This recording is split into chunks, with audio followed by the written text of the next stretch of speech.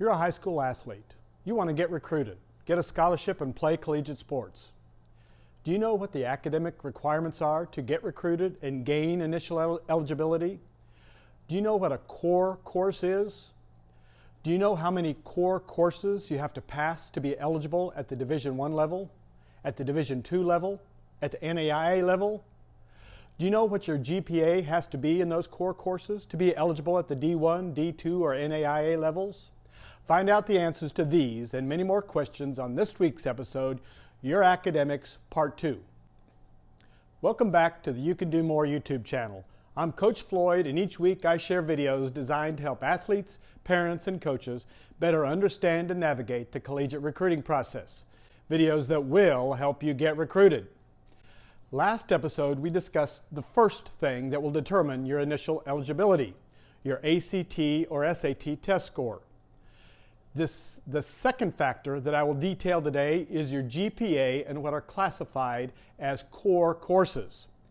Neither your high school nor the college you are entering determines your eligibility. An independent body called the NCAA Eligibility Center determines it. In order to be certified as eligible, and before you take an official visit, you must register with the Eligibility Center. I will put links to both the NCAA Eligibility Center and this worksheet that will let you know what information you need to register down below in the description box. There are going to be a lot of links in that box this week, so keep up with me. The NCAA Eligibility Center certifies the academic and amateur credentials of all college-bound student athletes who wish to participate in NCAA Division I or II athletics. The NCAA Eligibility Center also determines what courses from your high school are classified as core courses.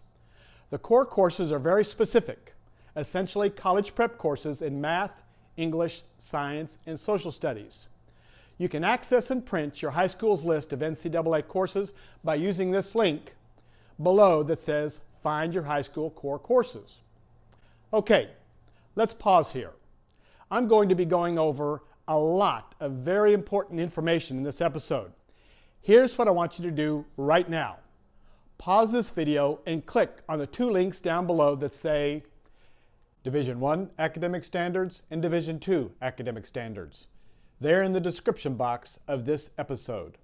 Open those links and print those sheets. They will serve as great references as you start working your way through high school and begin your college preparation. I'm serious. Do it now. Pause the video, go print these two resources. I'll wait here for you. Now that you have those sheets, let's take a look at these standards together. At the Division I level, you'll need to have 16 core courses that are in the following areas. You'll need 4 years of English, 3 years of math, and those have to be Algebra 1 or higher, 2 years of natural or physical science, 1 year of a lab if your school offers that, 1 year of additional English, math, natural or physical science, 2 years of social science, and 4 years of additional courses, which are any area listed to the left, also foreign language or comparative religion, philosophy type courses. You'll notice in these core courses, there's no physical education courses listed. There's no industrial arts courses, music, art courses. They're basically college prep courses in math, English, science, and social science. You need to complete at least 10 of the 16 before the start of your 7th semester. So you're not going to be able to wait till your last year in school to get all the core courses. You have to have 10 before the start of your 7th semester. You need to complete 16 core courses in 8 semesters. If you graduate early, you still must meet the core course requirements. And you also need to earn a SAT or ACT score that matches your core GPA minimum on the sliding scale. You can watch the last episode, episode 16, for an explanation of the sliding scale. And remember, these requirements are non-negotiable. There's no wiggle room. It doesn't matter if you're the best prospect this side of Mars. If you do not meet these requirements, you will not be recruitable at this level.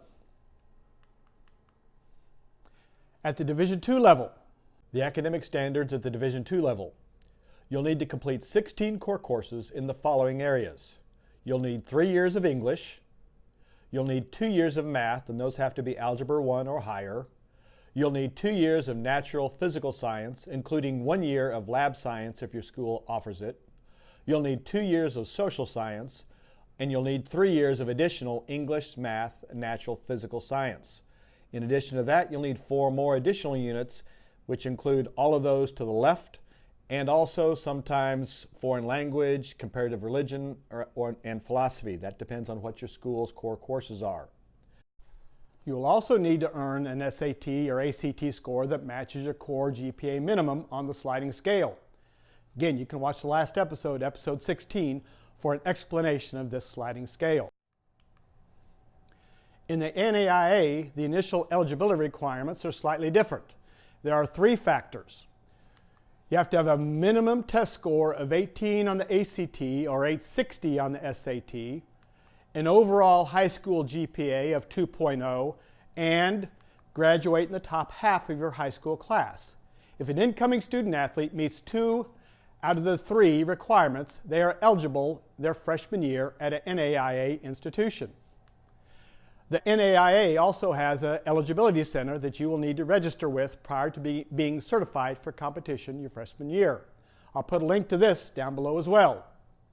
In order to put yourself in a situation ensuring you will meet either or both the NCAA or NAIA initial eligibility requirements, it's important that you make good progress through your entire high school career.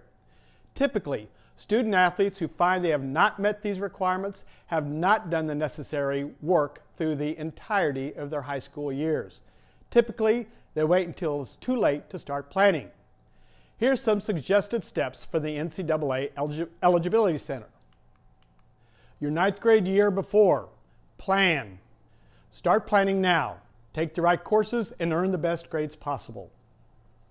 Ask your counselor for a list of your high school's NCAA approved core courses or download the courses from the link below to make sure you take the right classes. Sign up for a free profile page to receive reminders about the NCAA academic and amateurism requirements.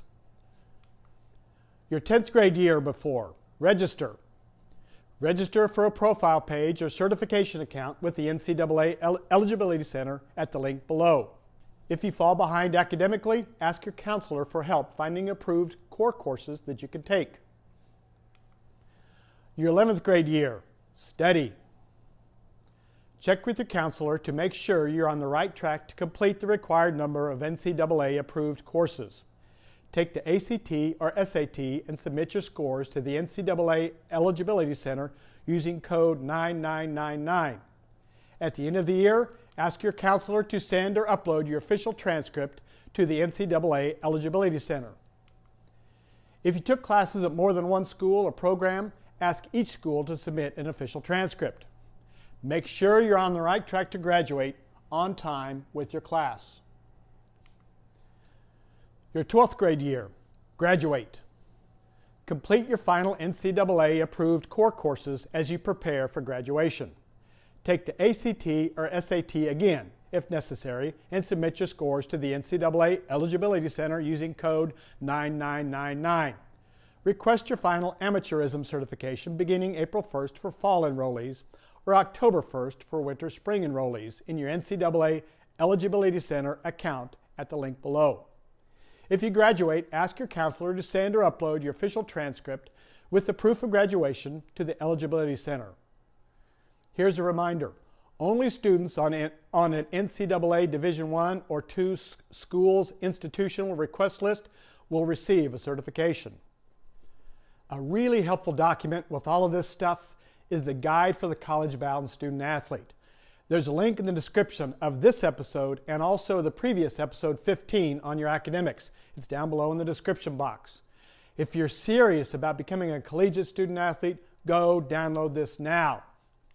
Well, that wraps up another episode. As always, thanks for watching and thanks for allowing me to join you and your family in this, your recruiting journey. That means a lot to me. You know the drill. Like, subscribe, and share. If you've been watching, you know these videos are and will always be free.